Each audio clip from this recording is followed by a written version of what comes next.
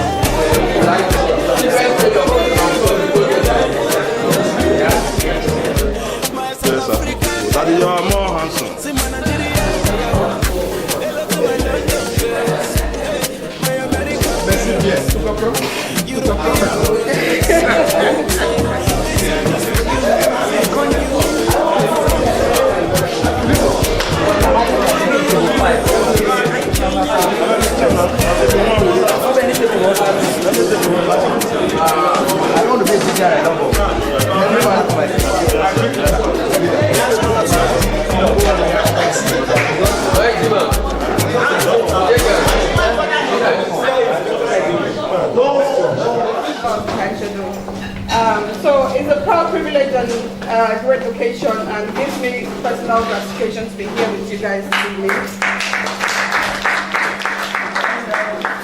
I'm using this occasion to welcome you guys to the maiden edition of our 10th year anniversary since we graduated. And I would like to implore you guys, if we could just be on our feet to say a brief prayer and give our thanks to our wonderful maker.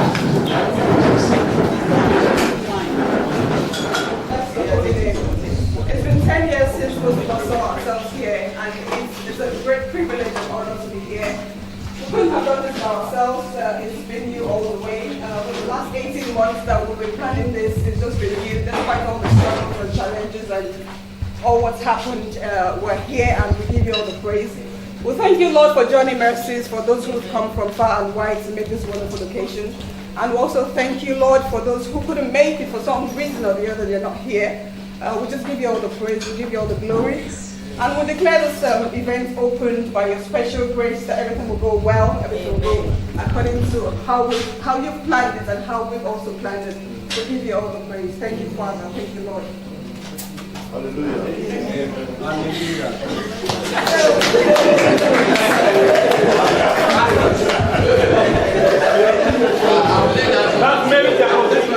For this great class, thanks to each of you for coming and sharing your time, talent, energy, and resources with us over the last 18 months. Without such support, we would be unable to accomplish this great feat and be here today.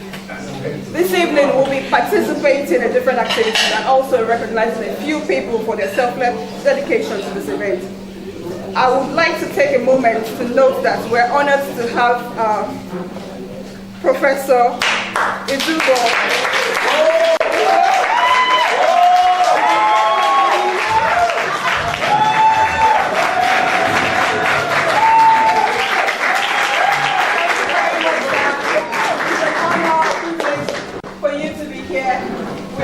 To have you here, and we really appreciate the time and sacrifice you've made.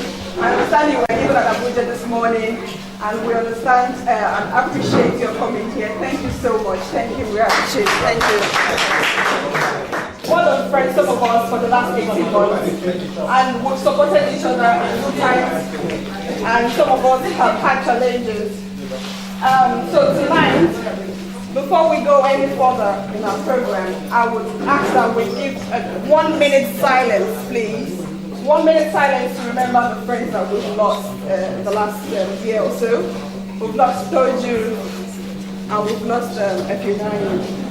And recently, as you're aware, we've also lost Remi's dad. So we'll pray for the families that they've left behind. We'll pray for God to give them the grace, the strength to continue in the struggles of life. And so I would just crave your indulgence, please. Just 1 minute of silence, please, for Toju and Efunani and Remi's dad. 1 minute silence, please.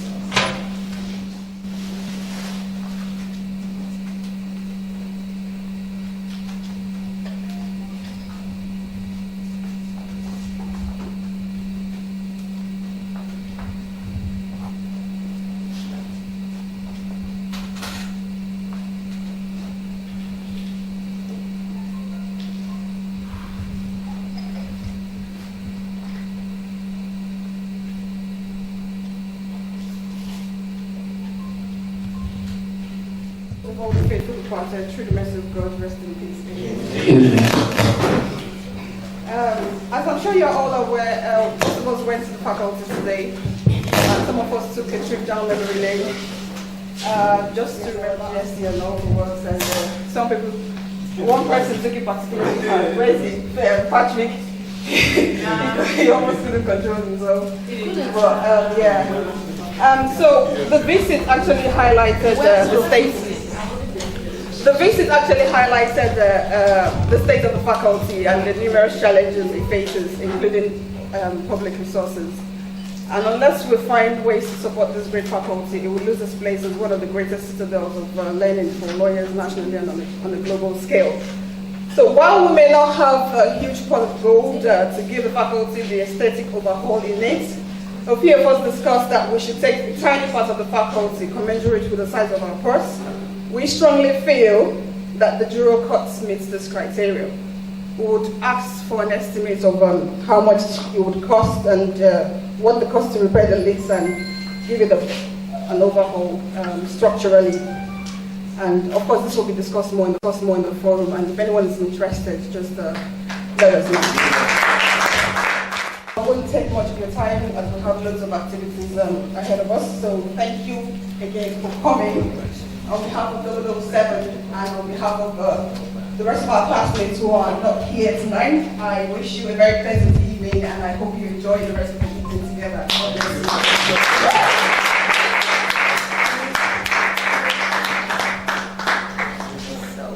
1, 2, 3. Arise, O compatriots, Nigeria's call obey, to serve our fatherland with love and strength and faith. The name of our heroes past shall never be in vain. To serve with heart and might, one nation bound in freedom,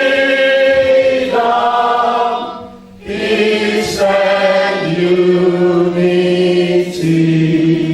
Are we taking the pledge? I pledge, the pledge please. I pledge to Nigeria, my country, to be faithful, loyal, and honest, to serve Nigeria with all my strength, to defend our unity, and uphold our honor and glory, so help me God. Thank you very much. No, do it like you mean it. Do it like you mean it. Okay, just walk up to somebody you're not on the same table and say you. Let's do that quickly. Let's do that quickly. It's been 10 years. 10 years. 10 years. Not minutes. Just pick somebody. Pick somebody. Just pick somebody. Say you look good.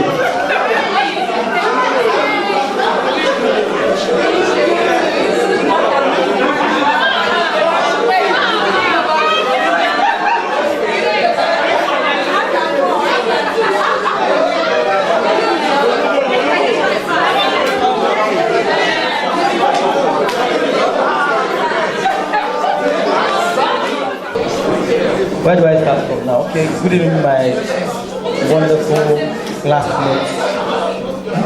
Good evening, sir, the Professor Harry Dubo. God bless you. Thank you for coming.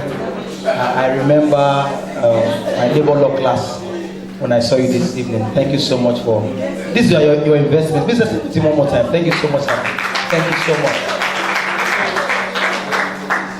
While I was driving here today, I was filled with a lot of thoughts in mind, and I just remembered how we began in year 1, and those of us that joined in 20 level, and how God has taken us a distance. First and foremost, let me appreciate Chief Admin Mary for this she put together. Thank you so much. As a student of leadership, I've come to understand that to lead is a tough job. It's not easy to lead, and you've done a good job. Thanks to SA, to Temi, and every one of us that have put this together. God bless you. I will take my seat now, but not before I say this. When I look at you, I see greatness. I see a lot of potentials that will shape culture. You know, and I'm proud of what we are becoming daily. You know, and I just want to encourage you that whatever you find yourself doing, please do it for the God. Whether you are in ministry like myself, or you are in academia like Toby, Dr. Desmond, and Dr. Zwazo, and others. When practice, I am waiting for the day I will give a full paid advert for our best SAM. I'm waiting for the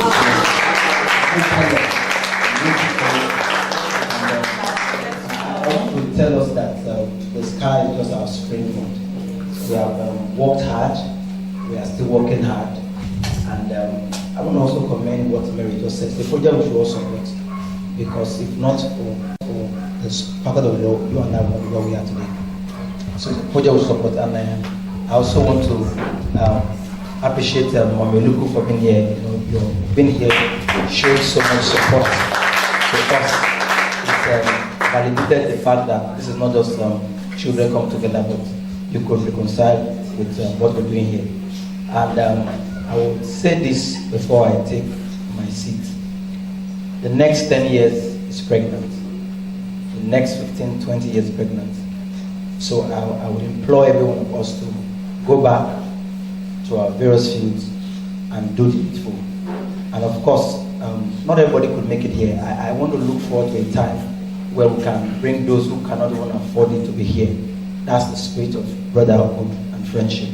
You know, my coming here was facilitated by people like Globo and some other persons. And I really appreciate them for making, and I'm sure that in the next coming years we could pay for 20 persons, 30 persons, even on 50 persons as well. A lot of class people didn't make it because of funds, and I'm very sure that we could do something about it in the coming years. God bless you so much. Thank you so much. Let's celebrate Ogaga. Thank you very much. Please, I beg you, we might need to rush the program. Our time is fasting, so please, let's all go one together. Quickly, I want you to jam your hands as I'll be inviting our very own mommy, the mommy of the 007 class. Please put your hands together and celebrate Mrs. Olubu, the mother of all mothers. Good evening, ladies and gentlemen. Good evening, my lecturer, Professor Idubo. I really want to appreciate everybody here. I happen to be a member of this class. Yes, ma'am. I finished my secondary school in 1984. I got admission to Uniden 85. I had my first degree in 1989. Second degree in 1998. On completion of my first degree, I got married immediately and I had my children very early. Then when my children were grown, I just told my husband that I want to go back to school to study law. He said, "Can you cope?" I said, "Yes." On getting to law faculty, I met the children I taught in secondary school. I taught him in GS3. Yes. I taught so many of them, even the present lecturer, though Sarobo was my student in ICC. And I want to please just take me for who I am. I am a trained teacher. That's why I find it so difficult to meet with children. I tell my friends I'm going out with my friends. They will say, "Who are your friends?" They will say, "Those children, how do you cope?" I tell them they are the best you can be with. They are really the best, but they don't understand what they are missing. I got this admission to study law 2003 with a friend. She told me there's no more part-time law. They said it's full-time and I cannot be in class with those children. I said, "If you are not going, I'm going." I left her behind me. Today she's regretting it. When I got into the class, I met a set of wonderful people. Clap for yourself. There was something I used to enjoy so much in that class, the controversy.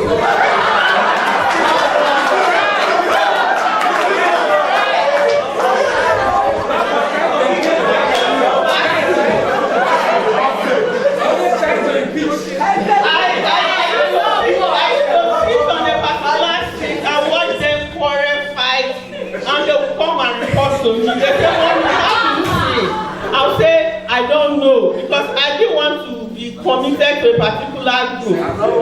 And there was this issue of magazine that came up, and some set of people came to meet me. "Mommy, talk to your son, Desmond. Talk to your son." Another set will say, "Mommy, talk to your son." I'll say, "You are my son too." At the end of the day, the same person came to say, "Mommy, you are so diplomatic. You never said anything to get committed to anything." I said, I don't want you to quote me anywhere. So when they come, I don't say anything. I just advise. They say, because they really didn't know. They say, "Mommy, we want to know the group you are. You for them?" Thank you for this opportunity to be here. I love you all. I probably tell people that I'm 53 years old now. 53 years, yes. And maybe in another 20 years, some of you, before you get to 23, I may be approaching 80. Or I may not even be alive. But one thing I want to require of you, I beg of of you. You are my family.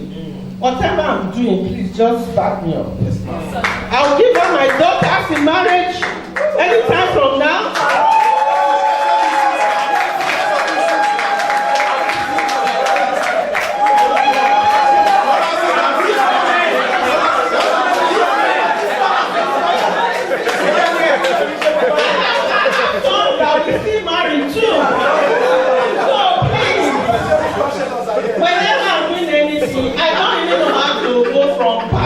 Progressive Union, this is just the family I have. Anytime people sad at home, I open up to your WhatsApp group. I'll be laughing alone with you. One time we say, what is wrong with you? Who are you laughing with? I will tell him I'm playing with my friends. He will say invisible friends. But he doesn't know. I will open my that page, I will be laughing. He will say, who are you talking with in that room? I say, my friends are with me, we are gisting. And those are the friends I'm here with this evening. God bless you. I have a very brief good message for this class of excellence. I say, dearest colleagues, may I humbly rise to thank you all for the privilege given to me to write this good message and to further express my profound admiration and appreciation to the good people in this class of excellence 2007. This has become a social platform for the graduating class of 2007, Faculty of Law of Great University of Benin. Besides this forum is now deployed to discuss and promote shared ideas of members. By this very fact, you have not only sacrificed your precious time, but have also proven that you are indeed committed to this vision, midwifed by our dear sweet sister Mary and our able and adorable Adine and all her supporters to bring us all together as a family. God bless you.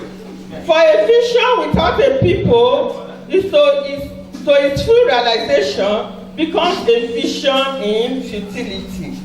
On this note, I want to really thank all of you, a peculiar set of great and wonderful people, a people with hearts of gold and a chosen generation.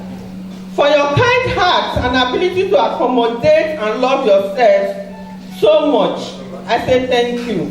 Amongst you, we have future bishops, ministers, sons, judges both at the High and the Supreme Court, professors and great administrators that will really make Nigeria a very beautiful place to live in. May the good Lord strengthen your sources of income, protect you and your homes, grant you good health, and establish you upon the face of the earth in Jesus' name. Amen. I love you all. God bless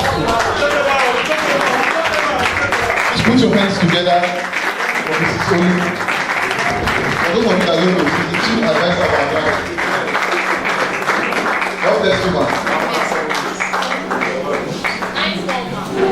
All right, ladies and gentlemen, we've gotten to one of the parts we have been waiting for, where we'll have to introduce not just our lecturer, but our father. I believe aside labor law, many of us have learned a lot from him. That is just the position. Apart from labor law and the rest, I also learned so many from him. For those that know him outside Faculty of Law, let me leave him to finish the rest. Ladies and gentlemen, please, with a standing ovation, I'd like you to join your hands together as I invite my prof, your prof, Professor Richard Inuwa to the microphone. Please celebrate his president.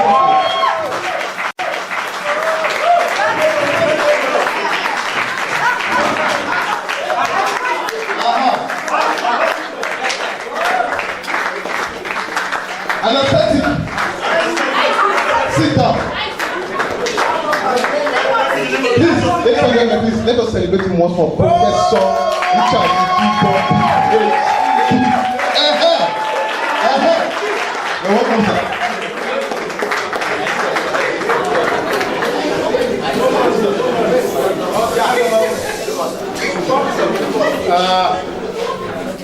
I'd like to sincerely thank you for this opportunity.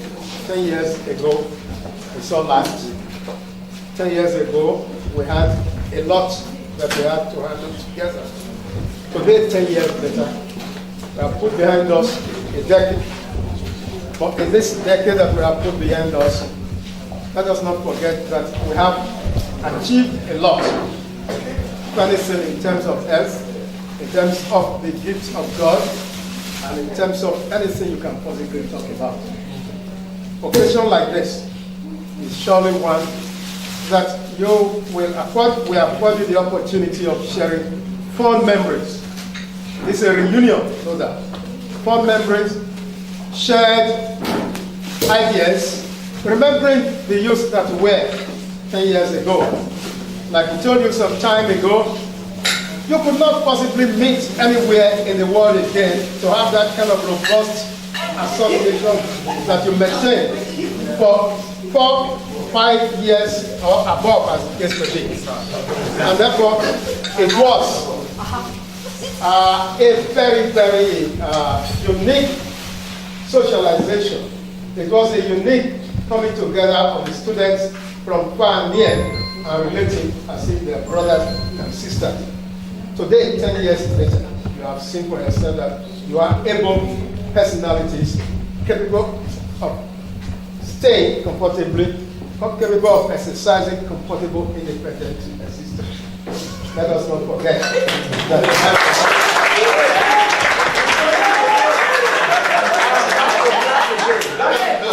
Let us not forget that you have a lot to still do. You have a lot to grapple with. If tomorrow must become tomorrow, now is the time for you to start planning ahead. A young man spoke a moment ago and drew attention to what 10 years or 15 years or 20 years has in store for you.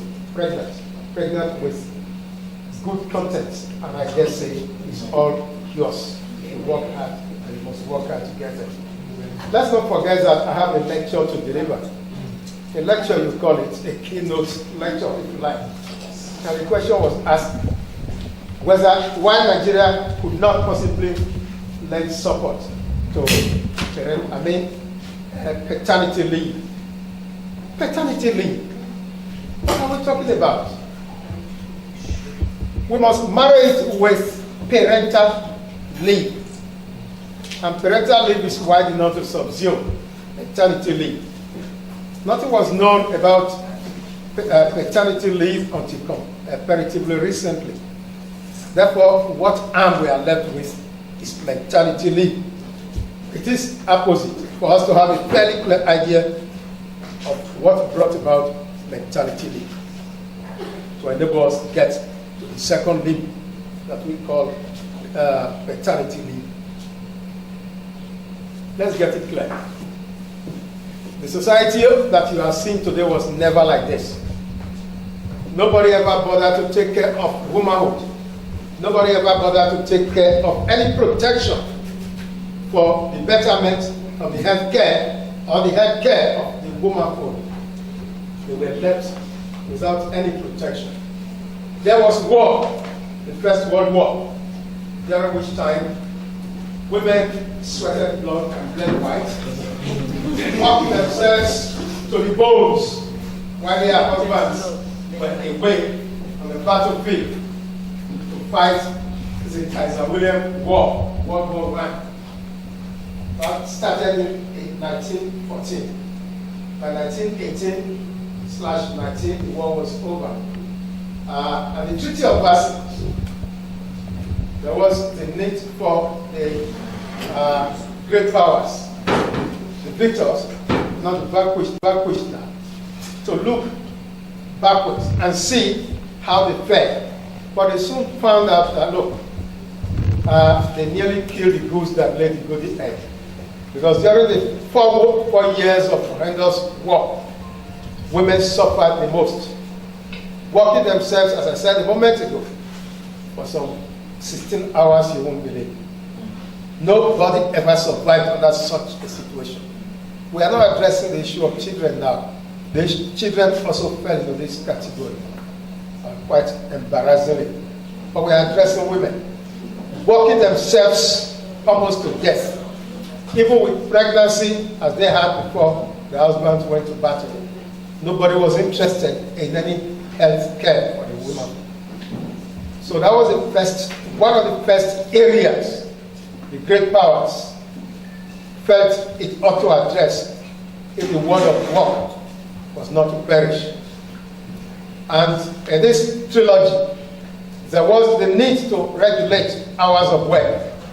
And therefore, the ILO, International Labour Organization, came out with Hours of Work Convention number 1 to regulate hours of work so that never again with anybody be made to work hours on end like the women were subjected to at the time. Hours of work became some 8 hours or such longer period as the parties may agree, but at any rate not beyond setting acceptable limitation. And during this period, there is what we call break periods or rest period, as the case may be. They are contained there in the Hours of Work Convention.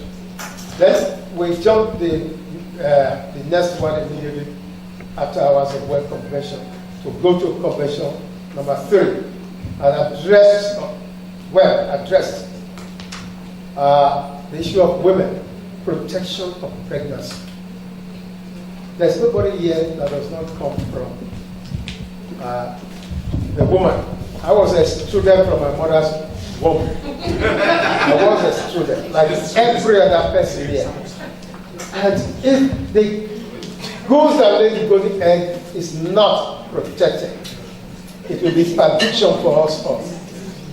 And so it was incumbent on the leadership, great powers, to come up with some measure of protection for the women folk, especially the women at work, so that they will not bleed to death, they will not work themselves to their bones, and then they will have a measure of attendance, treated with dignified respectability. They came out with this maternity convention. The maternity convention was aimed at ensuring that, look, when the woman is on leave, 12 weeks prenatal and 12 weeks postnatal, the woman will be entitled to the money that the government will make available, or the employer will make available. I'm inviting you to note this. That was the convention number 3, maternity convention. But this was replaced or revisited or revised in 1952 by Convention 153. Yes, Convention 153. To amend this issue that was lacking in clarity. Not just lacking in clarity, but was difficult to sufficiently appreciate, because a number of countries could not support such, as the employers were wary of the inability to make funds available to support the women whenever they were on leave, maternity leave. We call it pregnancy leave. So whenever I talk about maternity leave, just know that I'm talking about pregnancy leave. So there was this ding-dong arrangement.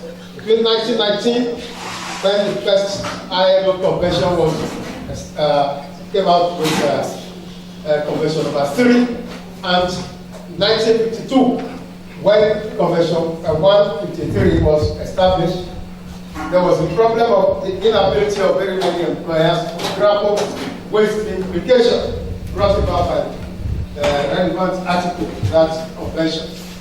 So that was it. So by 1952, there was a change of hands to reduce the pain and promote the pleasure of the womanhood was again, enthroned. This time around, what came to light was the need for women to be given 14 weeks now, to be given the money which their employment entitles them to get, not just the over-ambitious 1919 convention, the money which their employment was was to entitle them to have was the one that the 1952 focused on. And that ameliorated the problem, certainly. From then on, this 1952 convention has since been revisited by the Convention of 2000, Convention 183, which extended the number of days the number of weeks from 12 weeks to 14 weeks. So that a woman that is under labor today will have a period of 14 weeks post-confinement and pre-confinement maternity leave to survive and therefore be healthy, therefore contribute meaningfully to the wealth of the country that she belongs, or to the world of work. So much I have said about maternity protection and maternity leave. It is important. Let's nobody get it confused. We're addressing an aspect, a major aspect of it. That is the one that laid the foundation for what we have today in some places, and I'm emphasizing that only in some places, as paternity leave. And the question has been asked, why cannot Nigeria lend weight and support? Labor laws in Nigeria lend weight and support to the paternity leave to support the men in all these arrangements. But let's look at it methodically. To what extent can the men be supported under this condition? I am not adverse to the support which men should get. But are we in a position to do that? And a society that is sandwiched between global alien economy and natural aspirations of the citizen. In a society where even the rich today beg, borrow, or steal to survive, can we effectively say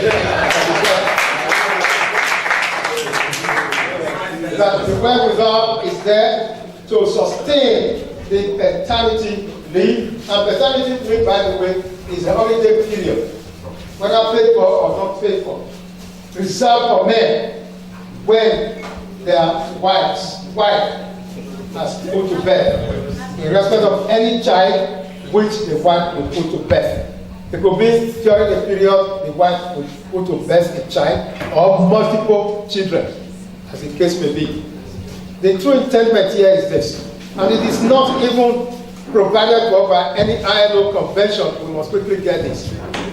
But it is aspirational.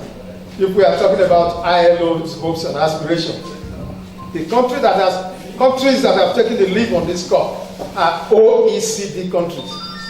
OECD, Organization of Economic Cooperation and Development countries. And this we have some 35 countries. European countries, like we have USA, we have in some other areas which time here will not allow us to just itemize. Of course, they are not difficult to itemize. You know that Chile and many other countries, Finland, etc., they are also part of this, apart from all else.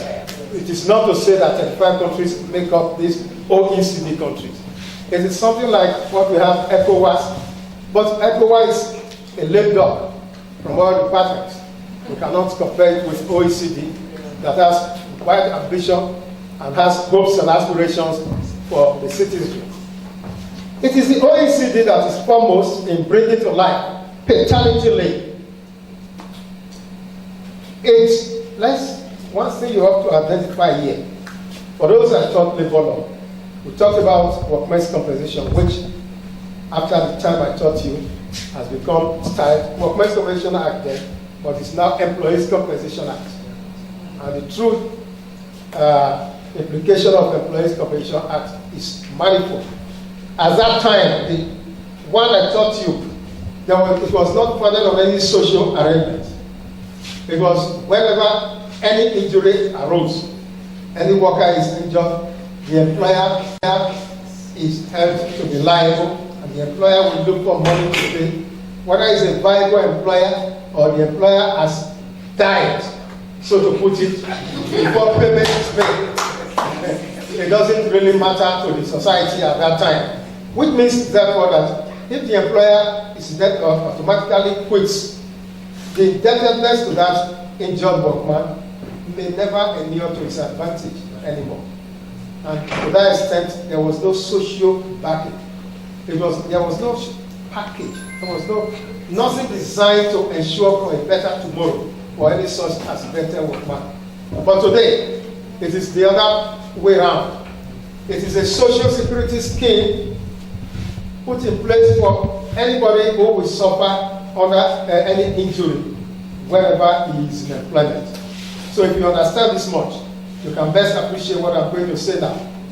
The paternity leave convention that we addressed a moment ago did not put in place anything like making paternity leave a social security scheme, whereby whenever workers are on leave, the family gender that is, they are on pregnancy leave, it will generate itself, the social security scheme will generate itself and compensate monetarily the woman that is on leave.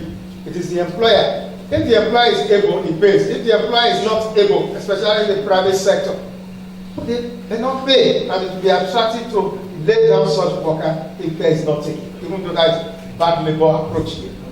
But the problem is already there because there is no social security scheme to capture this very arrangement.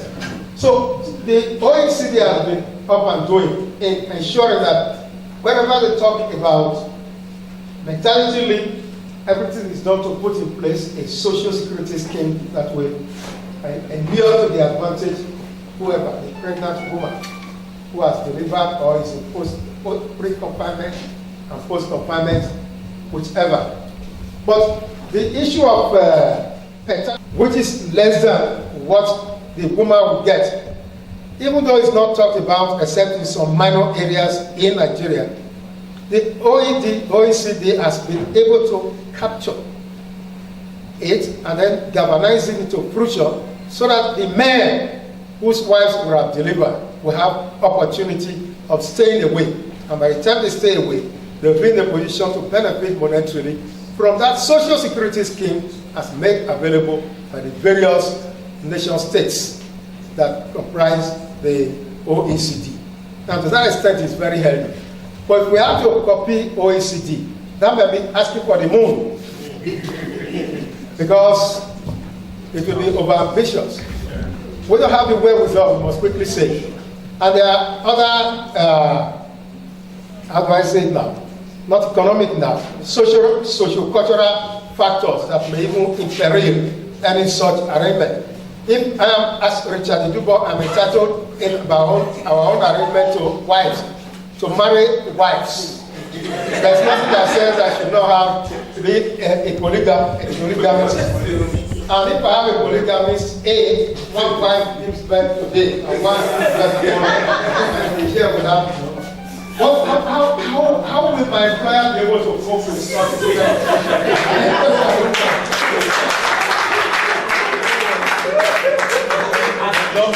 If it is realized that there's no constraint, and then today we talk about lack of any discrimination in any way whatsoever. You can best appreciate how fortified I will be to assert a right to giving birth the way I like from among many wives that I might be encouraged to take from such an arrangement. Let's also get it clear. The pain there will also be if I am confined. I am now a babysitter for on many occasions.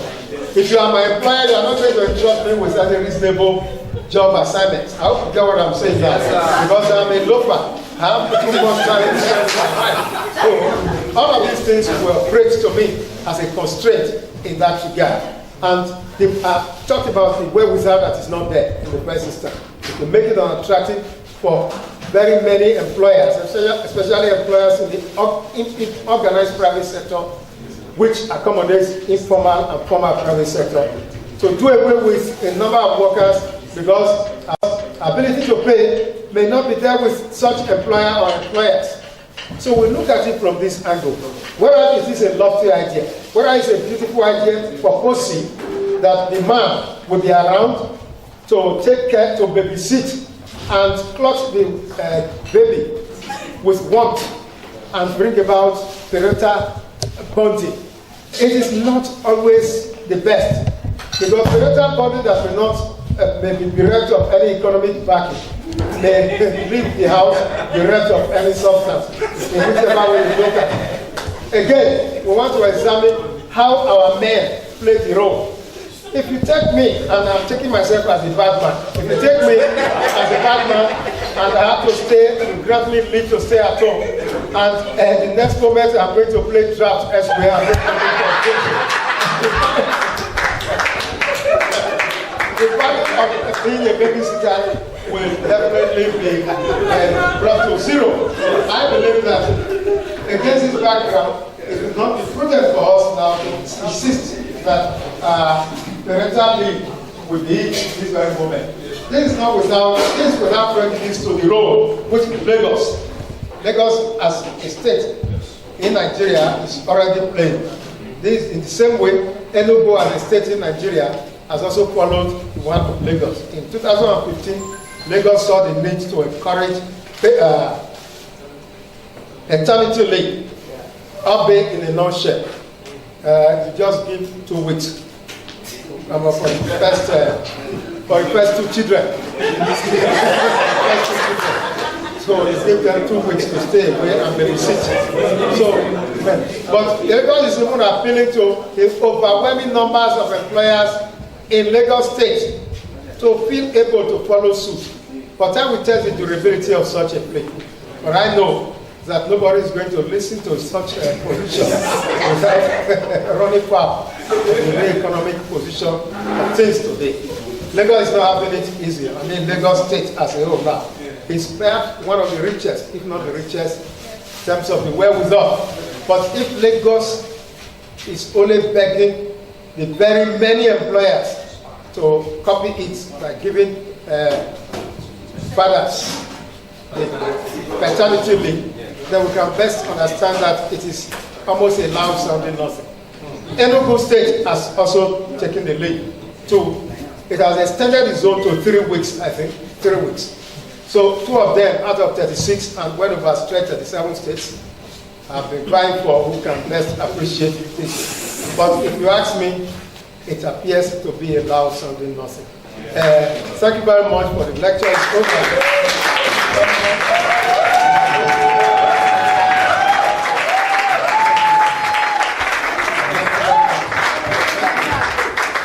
Sincerely, I must say that I may not have the opportunity to address this again, but it is my hope and desire that you'll be encouraged to represent Uniben wherever you may be in the best light. For heaven's sake, that moral upbringing that you acquired there should never be displaced at all. Thank you very much.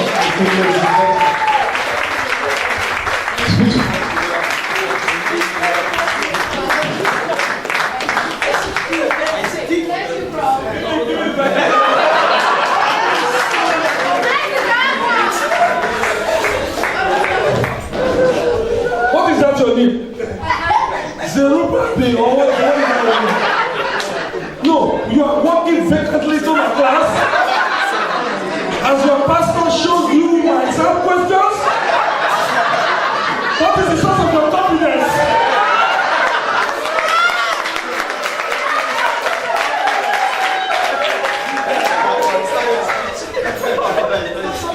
What is that? Oh, someone has to happen.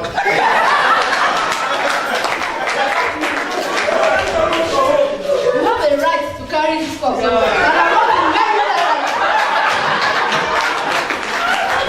For those of you who are caught in the web of confusion, I cannot help you just now. You are children of one divine.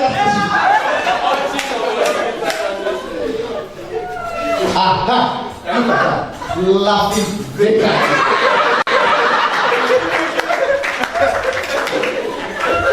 Hello? Who am I speaking with? I am teaching 500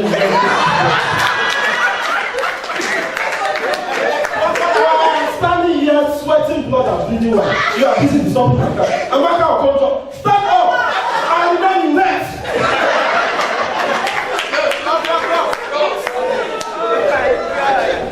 That is remarkably idiotic person.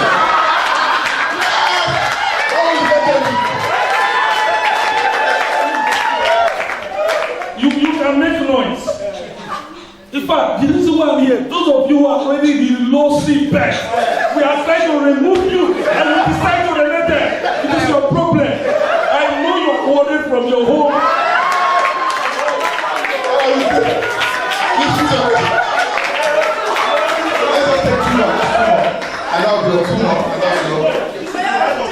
I understand. Time. I tell you, I'm bomb.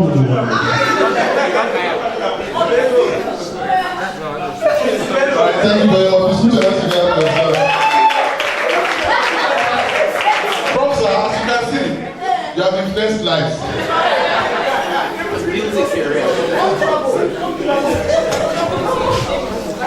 You want to remember very well. For those who are above the statutory aim for national service, this is the time for you to amend it.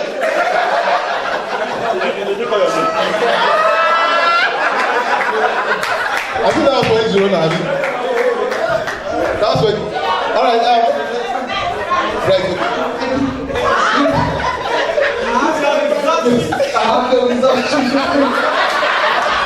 You ask questions to impress your classmates and the judgments of your parents.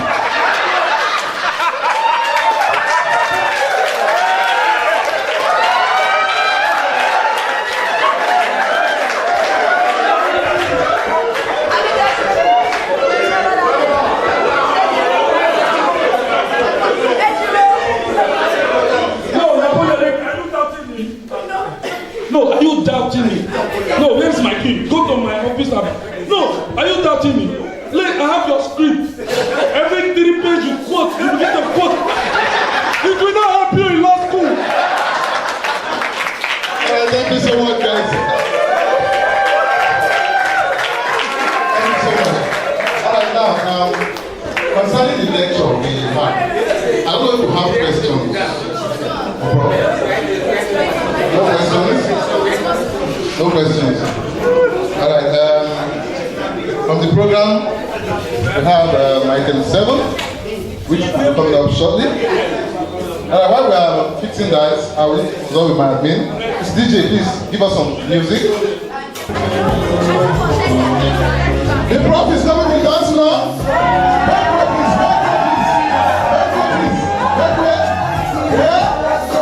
Let's go.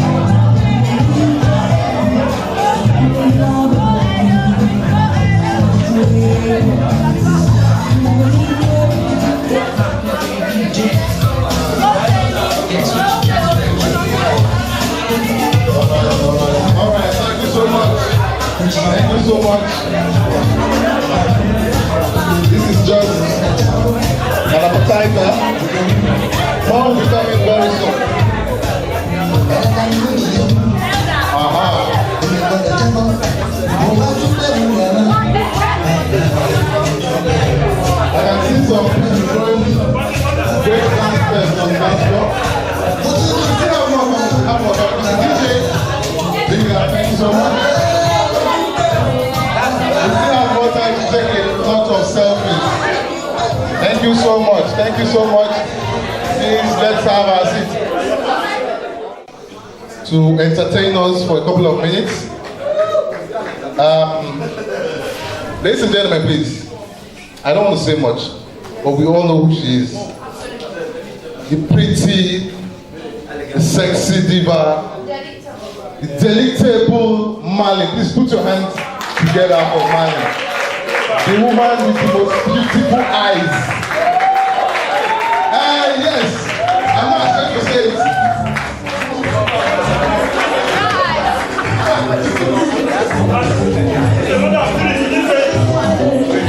Thank you all so much. I'm not an artist, so I don't know where the person who puts the program together is that. I just love to sing. So we are all going to be singing together. I'm not going to entertain anybody. We are all going to sing together. Deal? Yeah. So we're going to worship briefly. You know, hear me out. I know we are supposed to be religiously tolerant and all of that, but somebody mentioned in the bus yesterday that you can never have too much prayers, and then you can never worship too much as well. I know we have prayed, and I know we've invited the presence of God and all of that, but in the midst of it all, let's just worship. 5 minutes. 5 minutes. 5 minutes. 5 minutes. We'll sing together. So permit me to use our church language. Amen. Amen. Hallelujah, somebody. I didn't high already. Okay, so I know there's no keyboard or all of that, but if you really just concentrate, you can do this. Amen. You are the reason why I lift my hand, why I lift my voice, why I sing to you. You are the reason I'm alive today. I'm here to say it's all because of you. Let's sing it together, come on. You are the reason why I lift my hands, why I lift my voice, why I sing to you. You are the reason. You are the reason I'm alive today. I am here to say it's all because of you. You are the reason. You are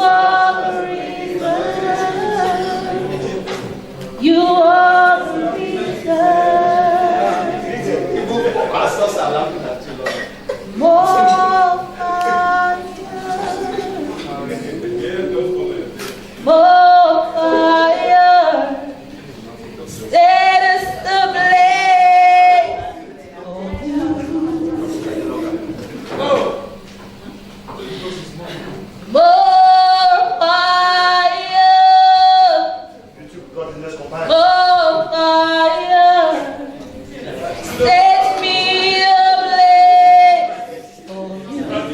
God bless you. I need more of you. I know most of you are just watching. How many of us worship? Thank you, Lord. Thank you all.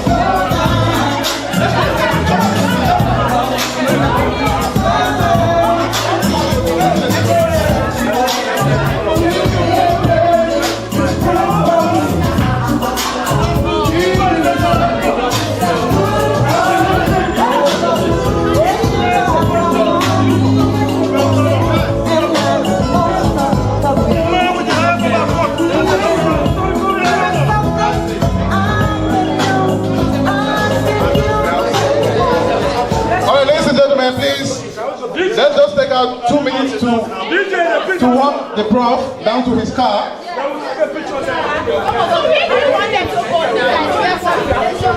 Arrange this thing now. Move away. Just say cheese.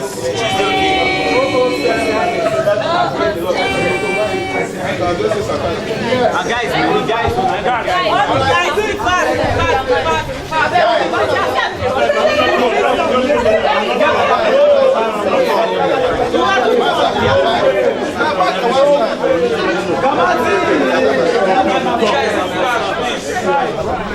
Is this one I'm telling you now? 2007, not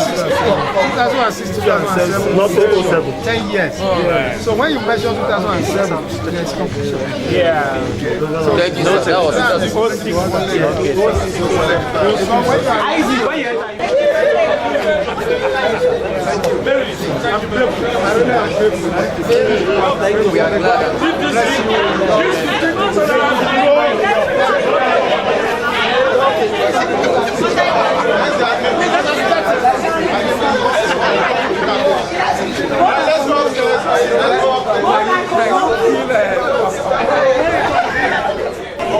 Please come now, come.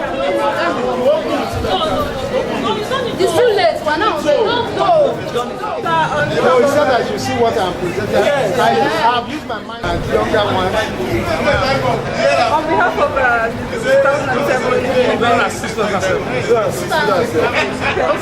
on behalf of the 2006, 2007 Red Law graduating I'm very pleased to present you with this little token as a sign of our appreciation for you coming to see me for the sacrifices for me. I've thoroughly enjoyed this evening and we'll be happy. So on behalf of ourselves, we'd like to present this award.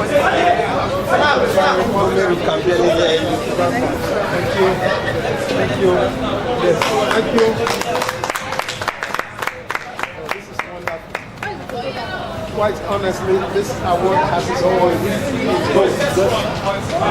very, very happy to be a recipient. Thank you very much. It's my wish and desire that you grow to a situation where all of you will be capable of very comfortable, independent existence. So this much I have, this much I have given. So God bless you all. Thank you very much for this. I'm grateful.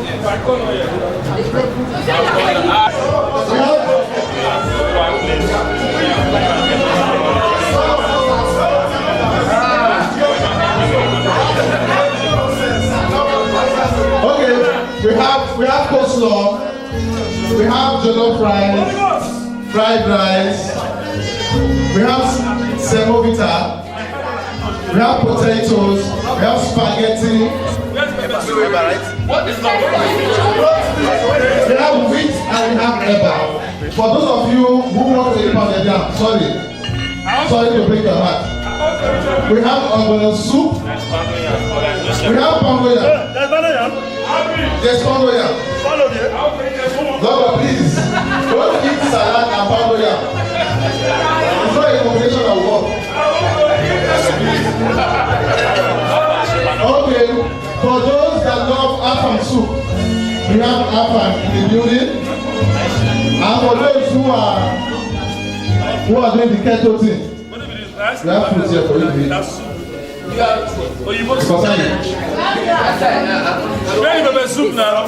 Ladies and gentlemen, let's be honest about it. Please, if you don't know what is on any of the plates, don't eat it to avoid riots in your tummy. We like the atmosphere the way it is.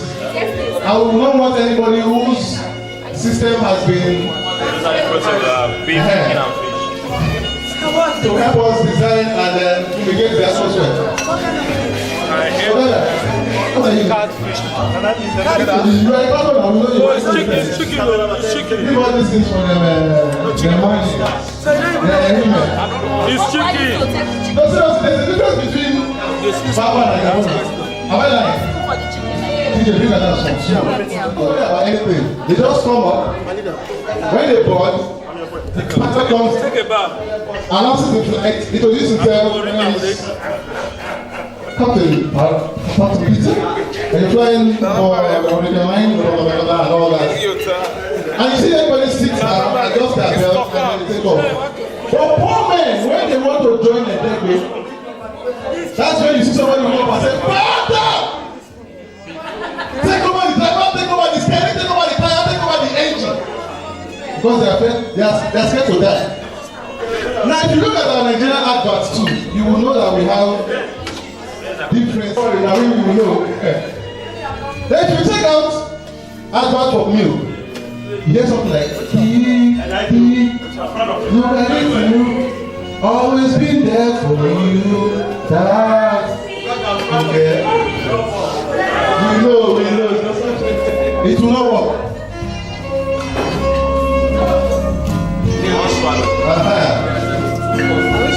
Please, let's take what we can finish.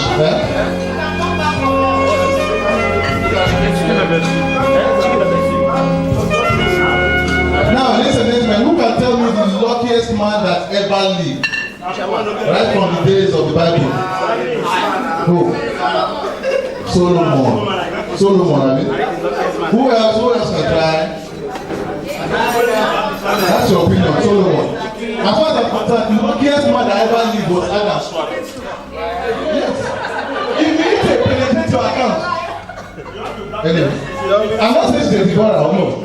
But if you put one leg on your account, you don't have what it takes. So let me tell you that I have what it takes.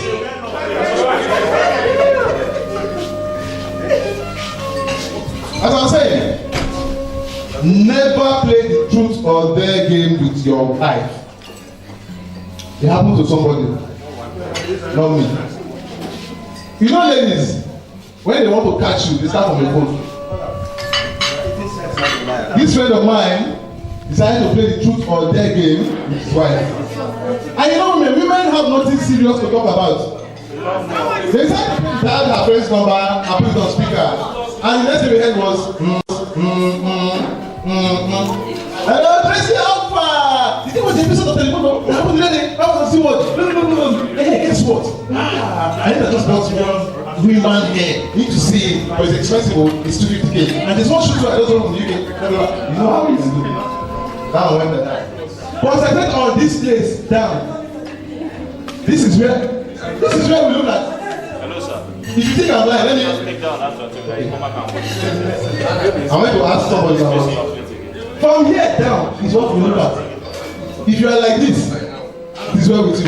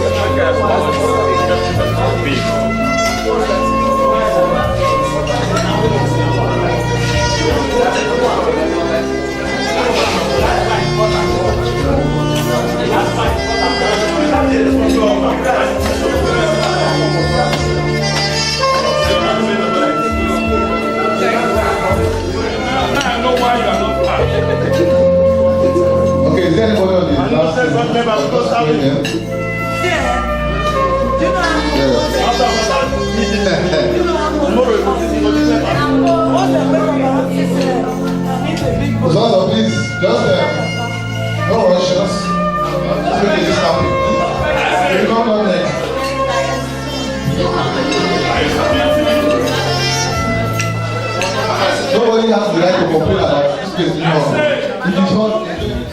Don't forget me, Nigeria, we had a call and she told me, you have to move back to the house. Why? I called the cops. I said, for it. Yeah? For Nigeria. You call cops. Because of other people. Yeah. I would also like to thank the best Lausanne president ever. Bobo. Exactly. Who did a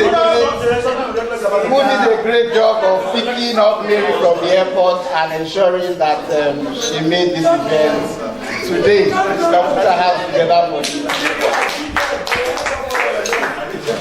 Yeah, and also, for those of you who haven't seen my WhatsApp group this evening, I would also like to congratulate Kola and Milite. And wish them well. Yeah. Exactly.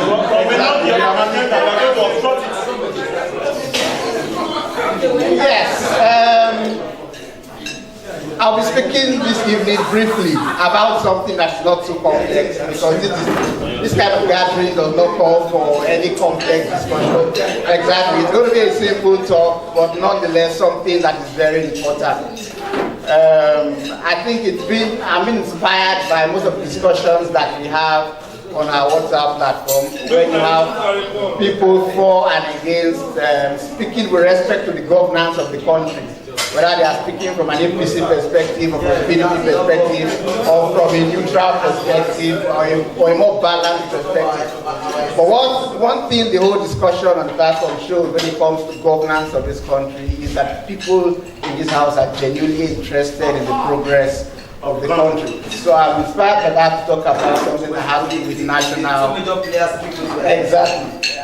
To talk about something that has to do with national development. Yes. And I'll be going to a part of the Constitution, or rather I'll anchor the discussion generally on an aspect of the Constitution that we rarely get to talk about. I'll just try and bulldoze through the talk so that we can get on with it. But then I'll just anchor this discussion around Section 24D of the 1999 Constitution with respect to the duties of the citizen. It's an aspect of the Constitution that we rarely get to talk about. It's under Chapter 2 of the Constitution. You know, most times we make arguments and we are saying that it is important and expedient that Chapter 2 of the Constitution should be made justiciable generally, because we want to be able to hold the government to account based on policies that have to do with education, social structure, and things like that, health and all that. Exactly. Things that are normally not justiciable under the Constitution, because we are looking at holding the government to account. But we forget that just after the directive principles, in Section 24, we have what is called the duties of the citizen. And should that chapter be made justiciable, that means people will be able to sue citizens for not performing their duties under the Constitution. It's an aspect of the Constitution that is rarely discussed, and that sends a strong message about how we view governance in this country. If we base our discussion on the principles of social contract, we have two key players therein. We have the governed and also those who are in government. Exactly, they are the two primary parties, and they both have roles to play with respect to national development. If one of those parties does not play their role very well, it affects the progress of any nation. Government in place can be an excellent government, but if the people are not excellent in their abilities, the growth of the nation is going to be stunted. If the people are excellent in their abilities, but the people in government are not acting properly and in line with laid down rules, then the growth of the country is also going to be stunted. Most times we have focused on what people in government are doing and we have criticized them, but we rarely take a look at ourselves to see how we conduct ourselves in the public space generally. But there's nothing in the Constitution or anywhere else in the world that says until those in government play their part, I'm not going to play my part. Or play my part comes after those in government have played their part. No nation that has ever been developed has come to that point of development by simply waiting for those in government to play their part. Rather, they have gone all out to do what they had to do under their various laws and constitutions, bearing in mind that they have duties as citizens of that country. What does Section 24D of the Constitution say? It says, it shall be the duty of all citizens to make, it shall be the duty of all citizens. It shall be the duty of all citizens to make useful and positive contribution to the progress, the advancement, and the well-being of the society in which they live. That means we have that duty bestowed upon us by the Constitution, and it's important that we begin to look closely at acting in that direction. You know, as we came for this 10th year anniversary of our being law graduates, you know, I began to ponder on how far most of us have come, and also, more importantly, on the contributions that we are making to social development in this country, to national development in general, and whether we are ready to really move this nation forward.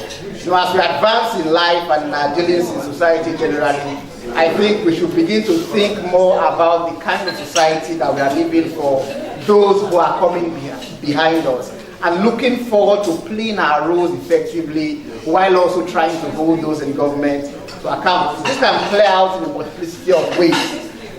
For example, it's expedient, if we're going to fulfill that aspect of the Constitution, to have people who own the public space, people who treat public properties, who treat the public as your own private space, basically. For example, we take the issue of security.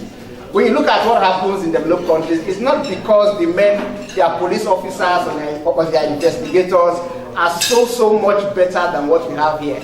But we have the citizens owning the public space and playing their role effectively.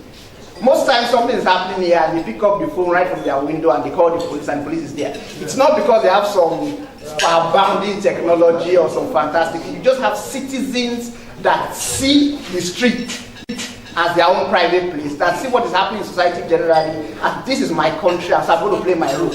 So while you are doing something wrong, like 5 people are ringing 911 on you, and before you know they are there, and you say, oh, this system is so effective.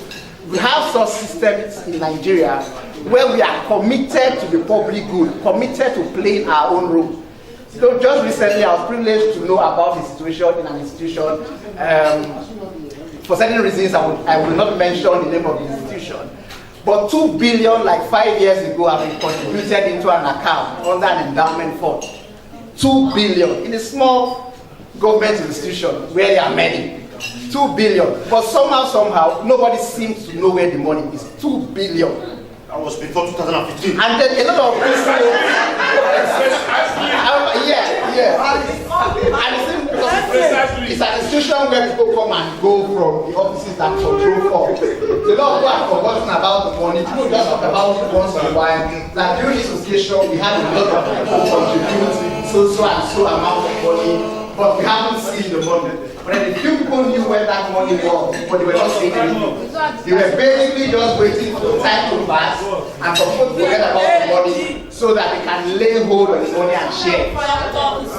But with the coming of TSA, the way that money was discovered was with the institution of TSA, the 2 billion was flushed into the federal account. And that is the only time where and of course that was the only time where the entire institution got to know that this money actually existed, when the 2 billion was flushed into the TSA account. And we're like, wow, so this institution owns this kind of money, and then we struggle about developmental things around us. Things like that happen all around. In your offices, when you're working, you see something going wrong, it's important for you to blow the whistle. That is how developed countries go to where they were. They don't have citizens that just sit down and lay the blame on the government. They actually play an active role in moving forward their country. But most of us, we only place the blame on government, but we see a lot of things wrong happening around us and we decide to say nothing. Take for example also the issue of, thank you very much. Take for example also the issue of the environment. We need to own the environment, treat it the way we treat our own personal space. It's very, very important if we are going to move the nation forward. For example, you just see people throw things out of their car. You just eat a banana, you throw the peel out, you drink water and throw it out. And then you mess up the environment, but when we go abroad, we see it looking clean and neat. It is not necessarily because the government is spending their entire resources to clean up the streets, but it's because a lot of the citizens are actually comporting themselves and treating the public space as their own private space. For example, when I was in the UK, I was working with a friend, and he just been eating chocolate, so he threw the paper on the ground. Just before I said, how can you do that? And we turned behind, an old couple, English couple, was picking it up and putting it back into a dustbin that was just nearby. I mean, that was quite embarrassing, because that's the way we treat our own public space in Nigeria, and he took that attitude there. But the old couple just picked the paper and put it. That is the way we should treat our environment. I was traveling last week and I was traveling last week and I was in the bus and somebody just took some dirt from the bus and threw it out of the window. Somebody said, you shouldn't have done that. I'll just keep it here. When we get to the park, we're going to put it in the proper bin. What is this guy saying? He said, no, the environment is already dirty. And so it was spirits that made it dirty. And the guy was like, okay, let us assume, based on your own weird logic, that this environment was made dirty by spirits. Does it make any sense to contribute to the debt? We should treat our public spaces like our private spaces. For example, there was a certain time that the Lagos State was spending billions of naira in just a few months to get to clean up Lagos. That's money that we channeled to better public. Recently, when we had the flood in Lagos State, you saw situations where you had flood, but you had a lot of debt floating on the floor. My sister sent me one of those pictures. In fact, when I saw the picture initially, I thought the people were just playing in balloons because it was so colorful, different kind of plastic everywhere and dead, but people were moving inside the water. I was shocked when you told me that it is somewhere in Lagos State that this picture was taken, because people threw all manner into the drainages to block the entire place, causes health risks, but people don't get to care. They just say this government is not cleaning the gutter, this government is not doing this government is not doing that. For a developing country, there's no way the resources in the country can meet the entire needs if the citizens are not conducting themselves properly. We need to own the environment and treat it like little things like this and things that move the country forward. Thank you very much. Take for example also the area of energy. We complain a lot that, oh, we don't have light in Nigeria, take the light all the time. But a lot of the reason for that, or rather a major aspect of why that is happening, despite the amount of energy that we produce, is that we're not efficient in our use of power in this country. You see someone going out to work and the lights are on, the television is on, this is on, that is on. A research conducted by USAID. Because of meter. That's because of meter. Yes. So you see a lot of that happen, but then yes, because of meter, people are becoming more conscious of this. But for example, in Port Harcourt, a lot of people still don't have that meter. I think they have it more in Benin than Port Harcourt, because I think for some weird reason, people in Port Harcourt rejected the idea initially, but then it's still coming up. So when you leave the devices on like that and then you go out, it reduces the amount of power that will be available to other parts of the country. Recently, you said and a German agency conducted the research in Nigeria, and they found out that if we adopt energy efficient behavior in this country, you put off your bulb when you are living, you put off an appliance when you are not using it, that will be able to save between 30 to 40% of energy that can be made accessible to other areas, 30 to 40% of the population that do not have power in Nigeria. You get to do that a lot, but if you get to act in such a responsible manner, thinking about the next person, that if you leave your entire appliance on, it affects the amount of energy that will be available to your neighbor. You'll be able to make reasonable progress in this country. And the last issue, apart from the issue of owning the public space, acting diligently with respect to ensuring reduction in crime, a better environment, issues of power and all that. In order to fulfill Section 24 of the Constitution, we must also imbibe the culture of volunteerism, a culture of giving back. I'm saying this especially because of how far we have come. 9 years as lawyers and 10 years as law graduates. It's a lot. We are moving fast, we are moving forward in our various endeavors. And like I said earlier on, as we progress in life, we should increasingly begin to think about giving back to society, whether physically whether giving your materials to people who are actually doing the work on the ground, it is vital for the progress of any nation. For example, if you look at the GDP, if you look at a country like Australia, hundreds of billions generated by people who simply volunteer their services and their cash into the system. What that means is that if volunteering is cut into half in Australia, for example, Australia will enter into recession. And the work of people that are simply giving back to society has helped to keep that country, and a lot of countries in the world are afloat. The reason why a lot of these countries are what they are is because of the amount of people that volunteer into the system. Of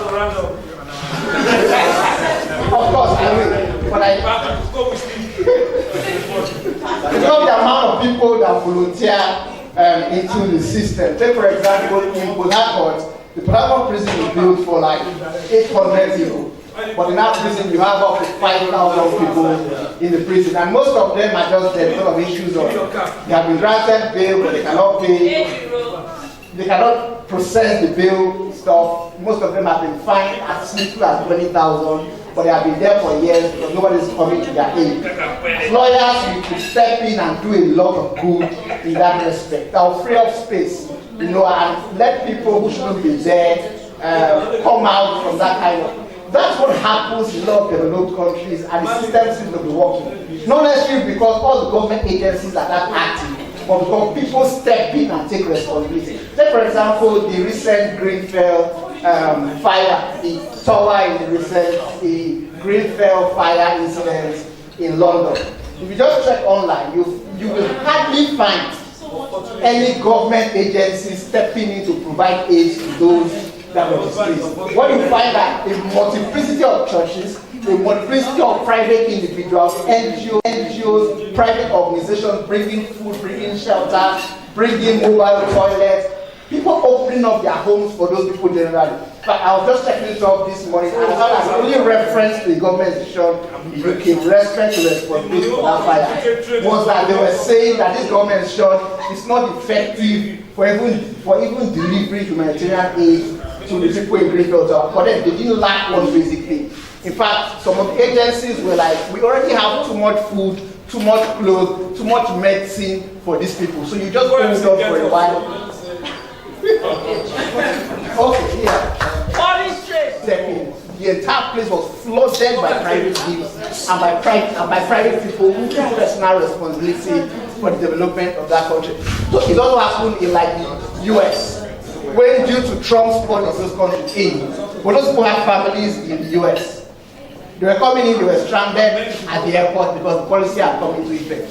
If you watch CNN that period, you see lots of lawyers, young ladies, young men, literally sitting on the floor with their computer preparing legal documents to enable some of those children and immigrants get into the country. I mean, they were working all night for those free of charge pro bono.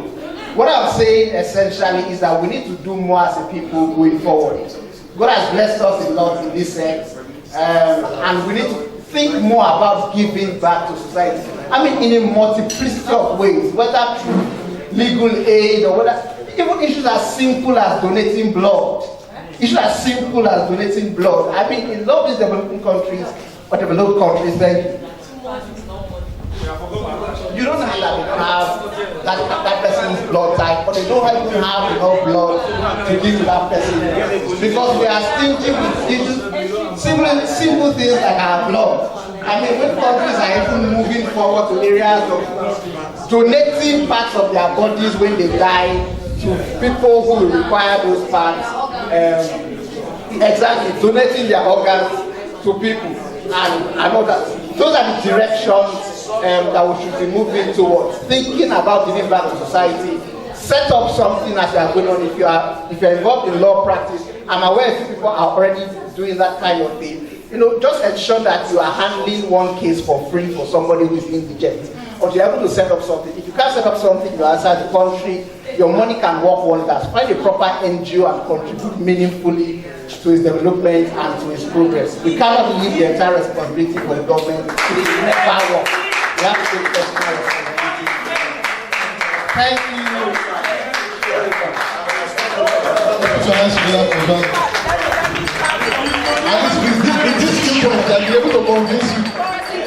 places with? Hello, one house. If you could pick one person to trade places with in this class, who would you pick? Which place? That person. If you look around this class and you had to trade places, be that person, and that person wants you, who would you want to be like? Be 1,000. Are you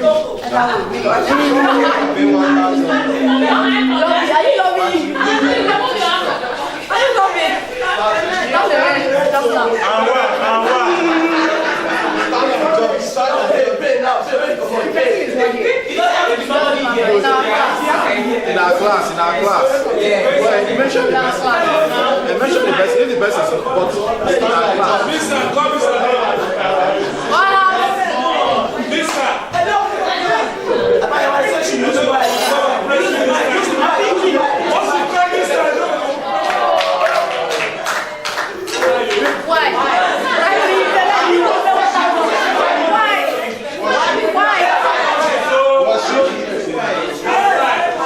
You have to give us reasons, please. Give us reasons. What's his name? No, she's such a sweet person. And that will be the presentation of awards. I'm going to make this because I know some of us are eager to leave and go and rest. People are not, we are not that hardest dance here. No, why don't you pay?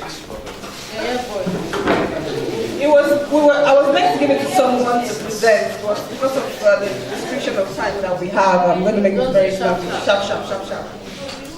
It gives us great pleasure to present this award to.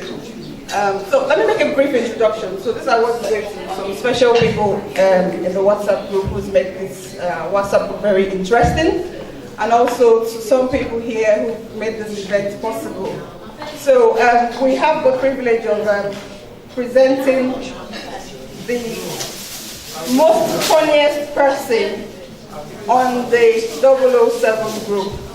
And I have the pleasure of announcing Onote Dehen.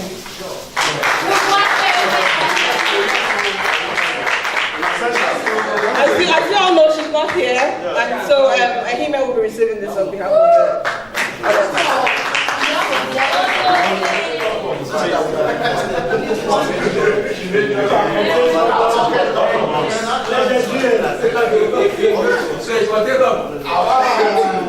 Okay, this is a special award to someone who's been very dedicated to this group and who's made this event possible as well. I have the pleasure of presenting the most diligent to the 2017 reunion of the 007 class to Aboyowa Medicine.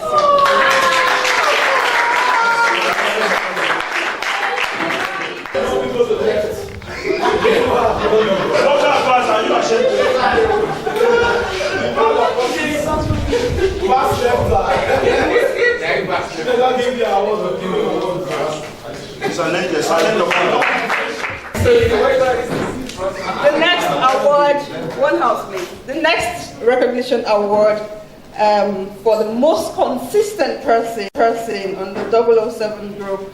I have the privilege of presenting this award to Honorable Bryce Ibinosa.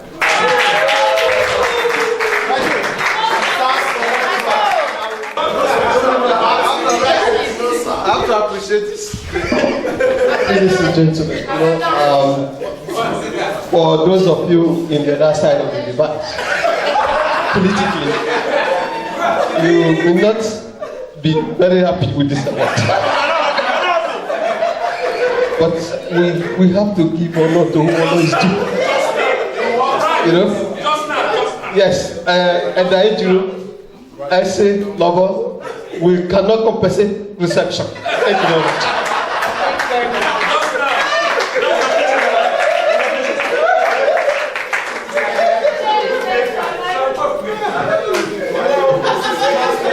The next recognition award goes to the most active person on the 007 group. I know some of you may not agree with the decisions made, but we in the admin level, we have thought about this, and we think it's necessary, and it gives us great pleasure to present this award to S.A. Omoka.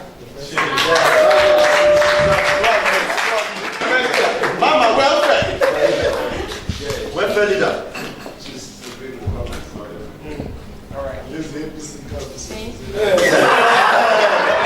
Not the best award, recognition award on behalf of the 007 class. It gives me great pleasure to present this award to the most controversial person in the 007 group. I'm sure this doesn't need any introduction. The most controversial person, it gives me great pleasure, tongue in cheek with that one, to Stanley Imara. And I want to demand that I make a speech.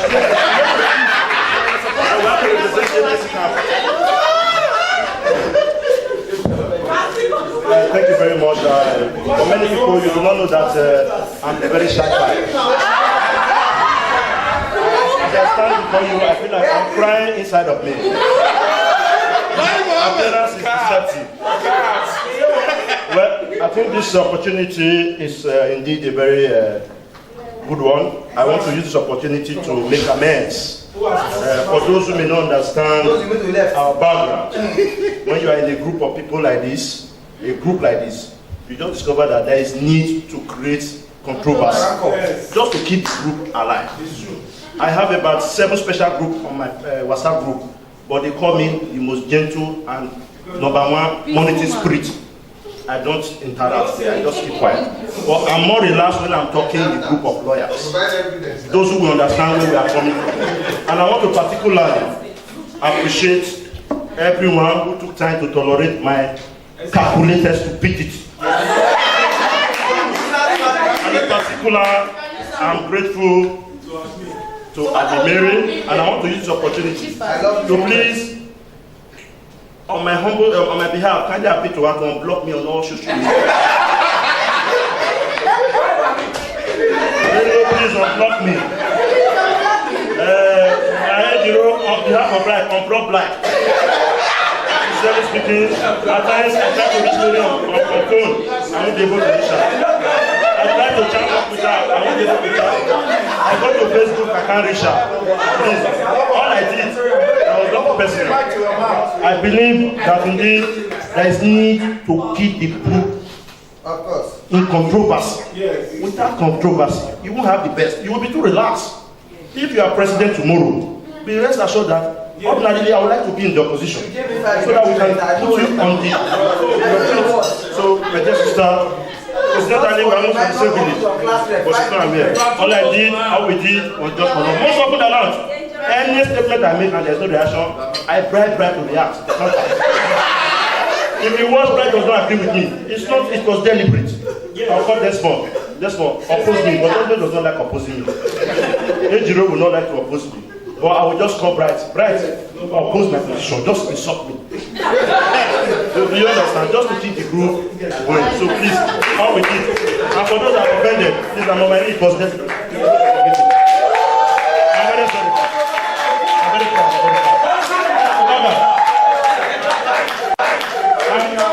My boss told me that where law pays, you use blackmail. You can blackmail the judge into swinging decisions in your favor. Where law fails, you apply blackmail. That's what we'll be doing for Ogaga and Mary. You blackmail them into doing what you think is proper. We are very grateful. Edda Tayo, I salute your maturity. You are the father with Edda Ejiro. I don't know if I can make a special piece. I hereby I'm not the judge, I'm not the judge of them. Thank you very much. Thank you, everyone.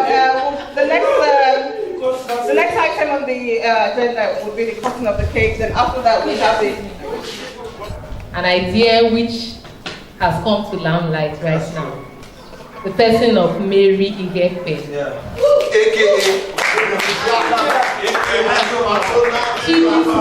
She's his wife. Mary has proven that she's indeed beauty and brain.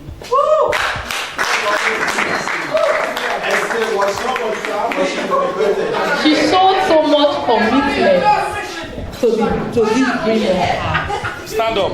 Come this way. Stand up. What's this? You throw back to arrange things. That's why you're the elder. That's why I'm an elder. This is stop. Thank you so much. For 2 years, she kept going and going, despite certain challenges.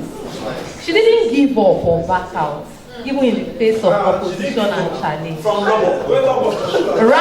the challenges poured her off. She gave up and gave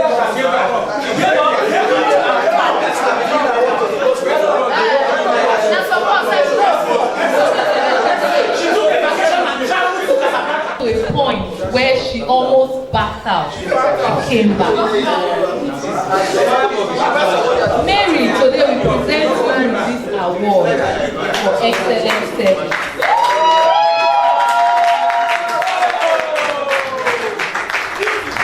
You were brilliant and you delivered perfectly. On behalf of the 007 class, we are presenting you with this award for excellent service. Congratulations.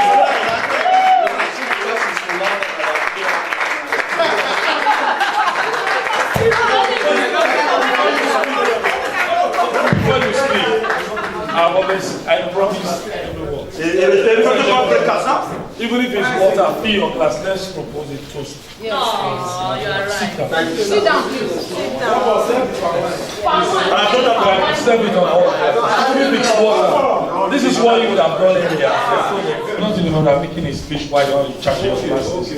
You know, I lost my voice because of Rome. Because of you. And let me say this, because Bright has reminded me, I'm not happy with Esther. Esther ought to know my brand by now. So whenever Bright goes out, we attack me, we say, where are the people drinkers? Apparently, you don't know whom he's referring to. I am happy that we are gathered here. We are gathered here today not because of our collective strength per se. Throughout the course of history, God has always done things through the instrumentality of one man. Yes, sir. From the time of Adam to Noah, to Abraham, to Moses, to our Lord Jesus Christ. One man. And to Buhari. And now, with regards to this reunion, this is our maiden edition. And I pray God to grant us good health. So that we'll be alive in the next 5 years. I told Patrick Oko today, I said, Patrick Oko, the WebC, we are eating so much money from tribunal cases. I know how much God paid you. Next conference, you will host 007 in Jesus' name. Amen. And so we are proposing this toast to the long life and prosperity of our dear sister Mary, who has taken the time and pains to travel, to organize, and to travel all the way from the United Kingdom to join us in making this celebration successful one. So, ladies and gentlemen, Invite her to register in APC. very well. She's already a member. There are things that I've been discussing with her privately. And when I make my publication, she gives me inbox. Kudos in Europe. Continue. I like that. Just start saying. You're okay. So, charge your glasses. Are we ready? Yes. A toast of long life and prosperity. Hip hip hip. A toast to have more children and a successful marriage. Hip hip hip. A toast for a peaceful marital life forever and ever in Jesus' name. Hip hip hip. A toast of longevity and good health, not the goodness of life. Hip hip hip. So, all is a jolly good fellow, for she's a jolly good fellow.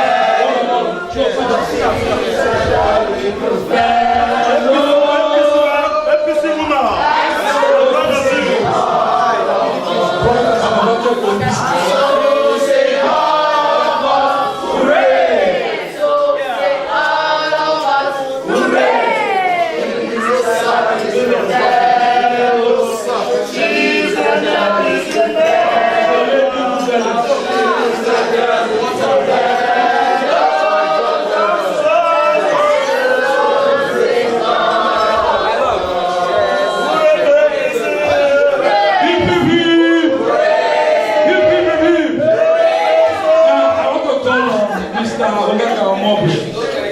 Now, before I do that, hello, please, let me hear.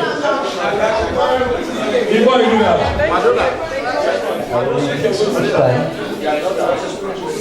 I'll just say a few words again. Sitting down here today has told me a lot of things that we are better together, and we'll need to do this more often. Let me first of all thank Mary for the strength of character. I am a life student of leadership, and I understand a little what it means to lead. You know, when you lead people, sometimes it can be very challenging to get people to come in line. And I want to let you understand that you have a great future when it comes to leading, and let this be a learning experience for you. The 5 years you allowed me lead you were very prime moments for me personally. You know, because I didn't really understand the terrain. I once called Lobo and I appreciated him for building strength of character. I lead today, and basically something that I used to lead are things I picked up from every one of you here. You are a contributing factor to where I am currently and assignment. And I also want to give Mary a few tips about this class. We had certain issues on the platform which I'm very sure that we could handle properly on the next time. One of them is your exit and your coming back. Leadership is, as I said, it's a tough job. Leadership is all about service. Yes, and people will put you off. As I told you days back, that I will propose that we have this association registered, and let's formalize. I asked a question: what is 10 years from now? Now that platform, if we keep on gisting the next 1 year, I'm sure what kept us together was the reunion package, and as such, that has come by today. Now I think that has terminated, and we may not be able to get the kind of vision drives you. The vision of the reunion was what was in front. That's why nobody did what it did. Now, after reunion, what next? So you as our leader and all of us, behove on us to chart a course for this, because I sense. You are not good organizers. We are talking as shifting the cake forward. I sense very good.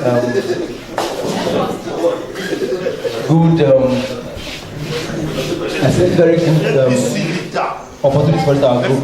You have mentioned a lot of things with the Jura Court and a lot of things we can't do if we don't have an organization that is formalized. Now, I will also propose that we begin to think of having to also break into teams. But let me make those in Benin to have a way of meeting. Those in UK around to have a meeting. Those in Lagos you keep on meeting. Now, if we don't do that, I can assure you that this will crumble. This is very beautiful. And funny enough, there's where we have harmonized. You don't know who is pastor, you don't know who is not the pastor. There's a way we play. There's someone else who goes to. There's those who are pastors, who knows my brother. The person will show you that, okay, I'm anti what you're doing here. And that's what 5 years could have done for us. So please, I think we should think along that line. Thank you very much. God bless you. Mary, God bless you. Thank you so much. All right, let's just hold on for. Okay, let's cut the cake.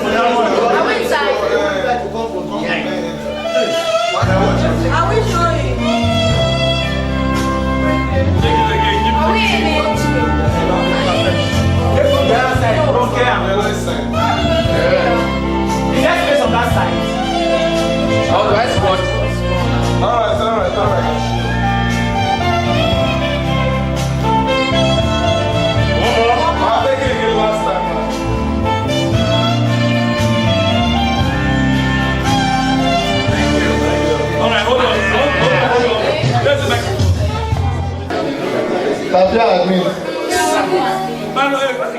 And I'm with Otaigbe, sharing our reunion cake. So Otaigbe, you were not here for the picnic, but you're here now. You are the you are the picnic, but I didn't interview you. All right.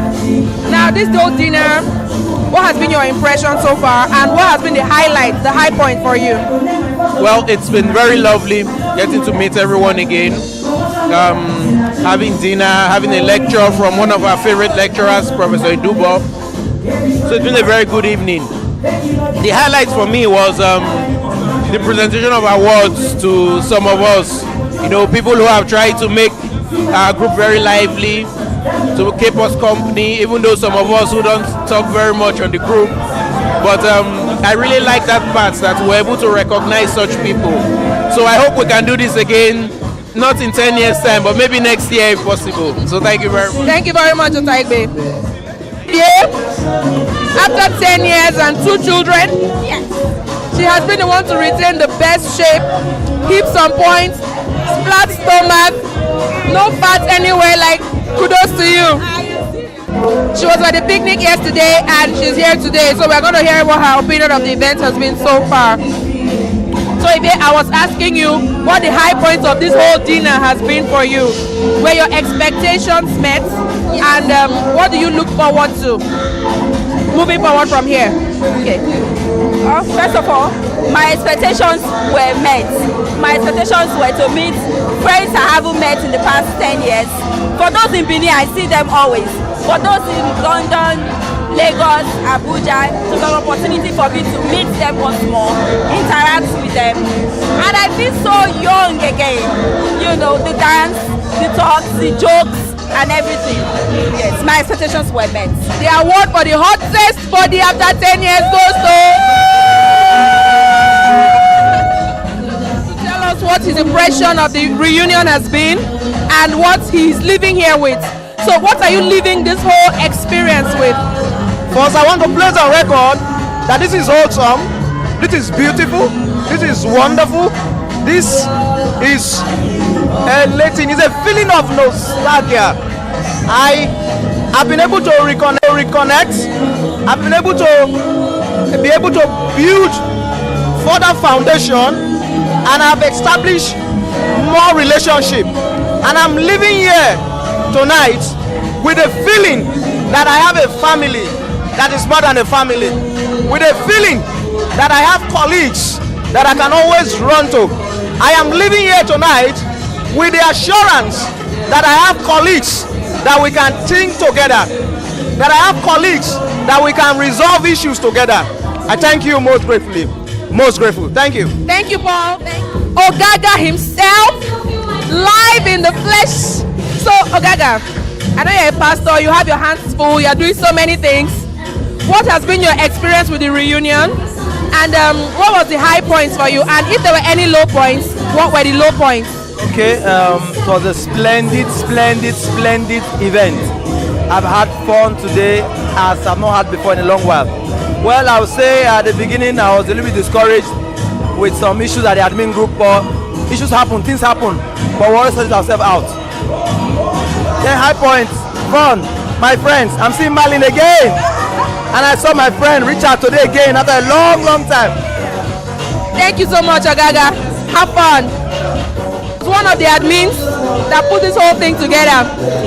But you pulled the stunts this evening. You surprised Mary. She wasn't expecting it. What inspired that? We came together as admin and we said we cannot let this day pass without giving honor to whom it is due. We planned on giving awards to different people. And we told Mary, you deserve an award. She said, oh please, I'm not interested in that. We said, okay, fine. But what we did, we formed a secret group. We talked about it and we planned to interrupt the whole event so we give her awards. So that's what we did. She actually deserves it. She's the reason we are here today. We've had groups in the past, a BBM group, but the group did not stand the test of time. They had fights and it was dissolved. But we were able to stay together for 2 years and today we are celebrating. She deserves all the awards and all the praise and all that. She tried. All right, but for you as one of the co-admins, what were the sacrifices you had to make to put this event together? Time. I put in a lot of my time.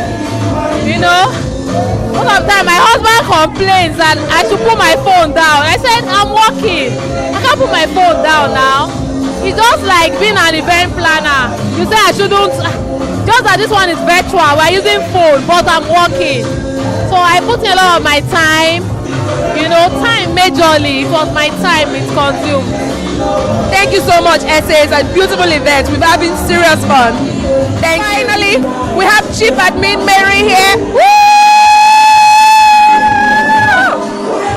As you can see, it's getting lit over there. I'm not even sure you can hear me. But if you were not here, you'd have missed out all the fun. It's been amazing. I've got wonderful classmates. I've missed them so much. And I can't explain how much it means to me to have seen each and every one of them here today. It's such a wonderful and amazing time. I can't explain it. We've had loads of fun.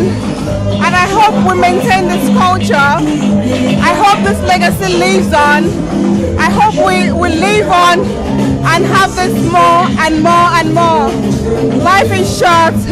Life is here. Let's live for now. Let's be happy. And to all my friends out there who couldn't make it, we have enjoyed on your behalf. And I hope wherever you are watching this, you must have seen the loads of fun we had here. And we have also enjoyed for you as well. I love you all. We'll miss you here. Wish you were here, but you're not. But we'll keep having all the fun. And hopefully next time, you will not just be watchers, you'll be participants as well. My love to you. Peace out.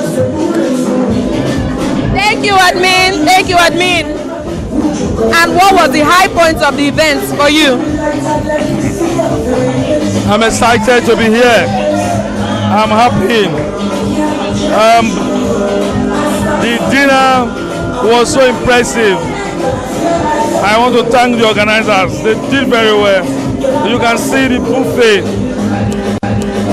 Lots to eat, lots to drink. The high point of the ceremony was the speech of Professor Idubo. I knew you were going to say that. The intellectual high point. Was there any academic penetration? A man I admire so much. A man that is loved by his students so much. Professor Idubo is a man we all love. Earlier on, we didn't find he was so funny though, but we saw his strict side. After graduation, we now saw that yes, the man was actually trying to mold us, and I was happy seeing him once more. The climax of it was when Uzwazo, one of us, a PhD holder standing before us. I felt so honored and proud, especially because I'm someone I love to see my friends and classmates progress. So Uzwazo coming and talking to us, I felt so happy. Thank you, Elder Hero. OJ, he emceed the whole event. So now you're on the other side of the microphone now. I will be asking the questions here. So for this whole event, what did you have to put in to attend the event? I had to bend over backwards, come with my 3 children to ensure that I will be here because I wanted to be here. So what did it take for you to be here and for you to anchor the event? Well, first I must commend the efforts of the admins. They put a whole lot of work into this. And trust me, it was worth the effort. This event took 2 years to plan. And honestly, I must say, I was not disappointed. Now, it took me a whole lot to be here. First, I had to cancel a lot of events just to be here. This is my class. And I'm seeing these people after 10 years. Trust me, I didn't regret coming here today. I enjoyed myself from the beginning down to the end of the event. Trust me. Awesome, awesome, awesome. Mr. Bright, you are the politician. You were the politician of our class and you still be honored as being the politician of our time. So how has 10 years treated you? And what are you looking forward to in another 10 years? Well, it has been a wonderful 10 years. As a matter of fact, I've not been involved in politics. I'm not registered with any political party because of the nature of my job.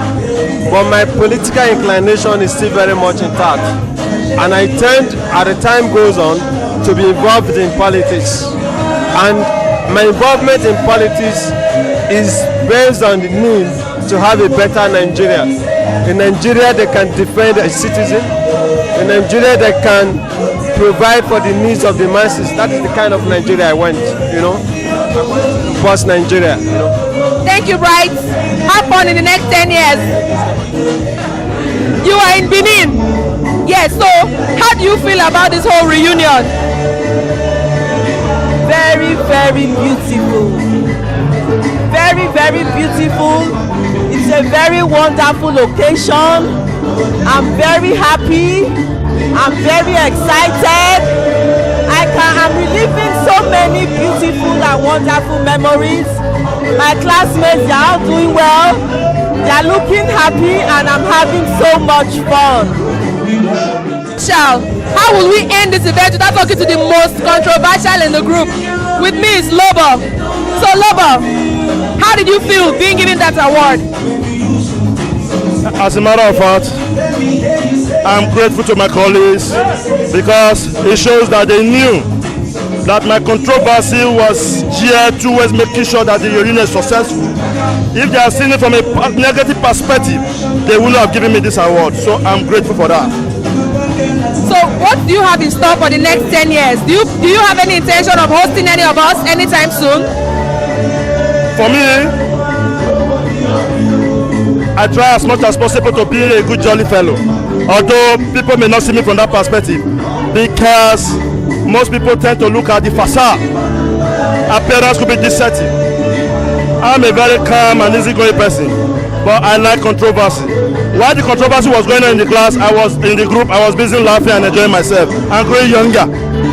As a matter of fact, if the 007 class will give me the opportunity, all I need is just the shortest notice possible. I will host them anytime, any day, because I live on one philosophy. One day big man, not the hard, you know the key. Hey, yes, thank you so much, Lobo. Thank you. So from the 007 class, I am Marlene, and hopefully we'll do this again sometime soon. But on behalf of the 007 class, I want to sign out. Peace. For like give me love. Now you the catching my shot. For your sake, I go touch you.